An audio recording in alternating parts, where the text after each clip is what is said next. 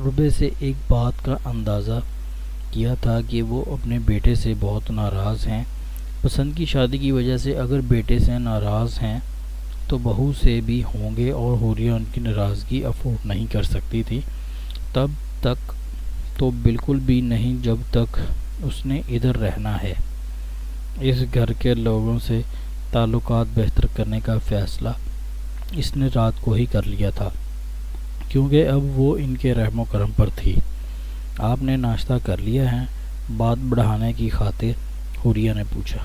میں روز ناشتہ 8 بجے ہی کر لیتا ہوں۔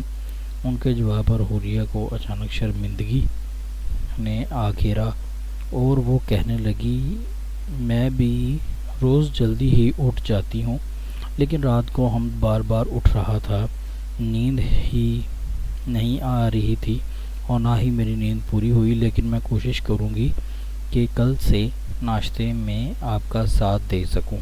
حوریہ کی بات سن کر کرنل صاحب مسکرائے اور اخبار کا پیج الٹتے ہوئے کہنے لگے، کوئی بات نہیں بیٹے، چھوٹے بچے ایسے ہی کرتے ہیں، آپ اپنی نیند مکمل کر کے اٹھا کریں۔